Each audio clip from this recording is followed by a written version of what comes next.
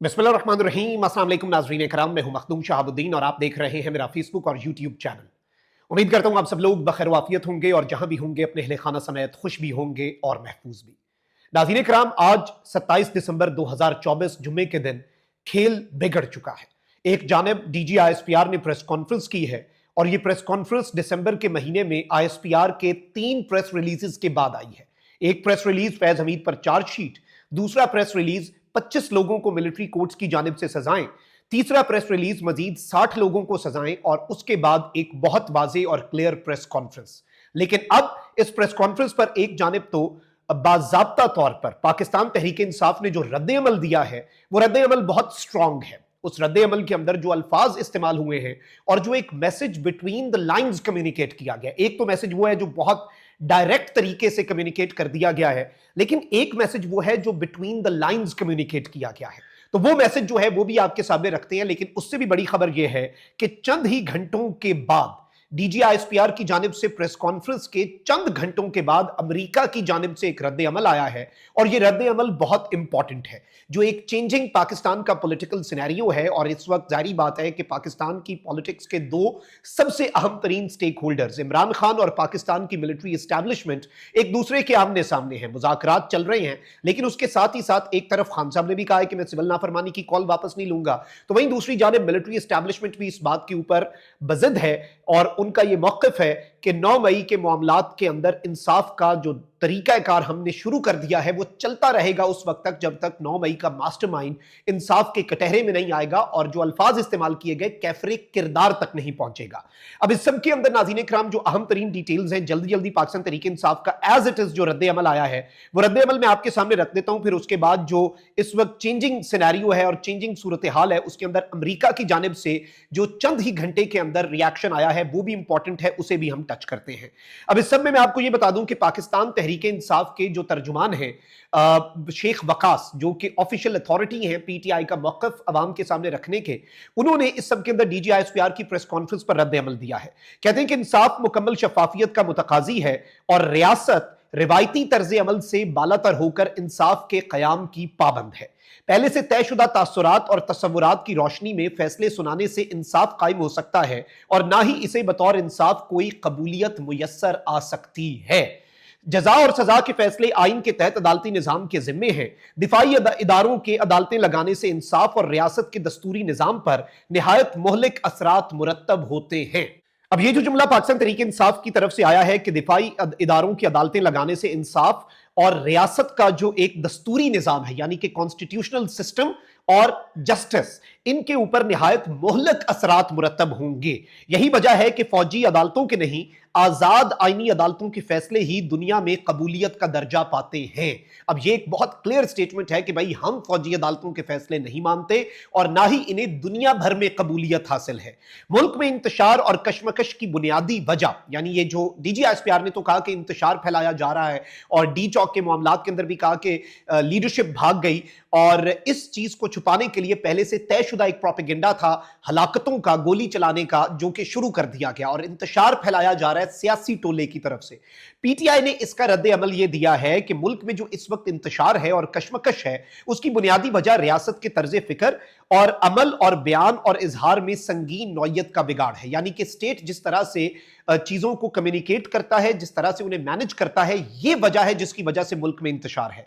निहायत नाकिस, गैर हकीकी और नफरत अंगेज बुनियादों पर खड़ा रियासती बयानिया, नफरत की बुनियाद पर खड़ा स्टेट का नैरेटिव और रियासती इदारों को मद्दे मुकाबिल लाने और तसादुम की कैफियत को हवा देने की बड़ी वजह बन रहा है। यानी इन्होंने कहा है कि इस वक्त बिल्कुल अवाम और रियासती इदारे आमने सामने हैं और इस चीज के अंदर तसादुम की राह को हमवार किया जा रहा है। लेकिन इसकी वजह कौन है? इसकी वजह बाज़ाब्ता तौर पर नाकिस, गैर हकीकी और नफरत अंगेज बुनियादों पर खड़ा रियासती बयानिया है। हुकूमत और रियासती फैसला साजों की नाकिस पॉलिसियों पर तनकीद और अवाम की जानिब से अपनी आरा के इजहार को इंतशार या रियासत मुखालफत की ऐनक से देखने की रविश पाकिस्तान के लिए तबाहकुन हो सकती है। यानी कि हुकूमत और रियासत کے जो फैसला साज हैं उनकी पॉलिसीज पर तनकीद को अगर आप इंतशार कहते हैं या रियासत की मुखालफत कहते हैं तो ये पाकिस्तान के लिए तबाहकुन होगा। पुरअमन एहतजाज हर सियासी जमात का हक है, तो हमें इससे क्यों महरूम रखा जा रहा है? हमारे रास्ते क्यों बंद किए गए? आर्टिकल 245 क्यों लगाया जाता है और रास्ते ब्लॉक और पुरअमन और निहत्ते कारकुनान को गिरफ्तार करके शरपसंद बना देते हैं? करोड़ों पाकिस्तानी अपने शऊर और मालूमात की रोशनी में मीडिया और सोशल मीडिया पर एक जदीद और खुदकार निजाम के तहत कौमी मुबाहिस में हिस्सा लेते हैं, यानी अवाम पब्लिक डिबेट में हिस्सा ले रही है सोशल मीडिया के जरिए। तनकीदी आरा को हमले और दुश्मनी का जामा पहनाकर रियासत अपनी अवाम पर अंधी रियासती ताकत से चढ़ दौड़ना तसादुम को हवा देता है और मुल्क में लाकानूनियत के कल्चर को पुख्ता करता है। यानी लोग अपनी ओपिनियन देते हैं और आप उसके ऊपर चढ़ दौड़ते हैं रियासत की अंधी ताकत में। यह पीटीआई का मौक़िफ़ है। हर पाकिस्तानी शहरी मुहिब्बे वतन है और अपने ज़मीर और अकल की रोशनी में किसी सियासी जमात के साथ वाबस्तगी का अपना आईनी हक इस्तेमाल करता है। मुल्क की मकबूल तरीन सियासी जमात और उसकी ज़ेरे अताब क़यादत के खिलाफ इंतखाबी रविश तर्क करके आइन और कानून को बालादस्त तस्लीम कर लिया जाए तो हालात तेजी से बेहतरी की जानिब गामजन होंगे। 9 मई के मामले पर प्रेस कॉन्फ्रेंसेस तुंदो तेज बयानात या धौंस और धमकियों से नहीं, हकीकी शवाहिद बशमूल सीसीटीवी फुटेजेस की बुनियाद पर आला सतही आजादाना अदालती तहकीकात ही से 9 मई का मसला हल होगा।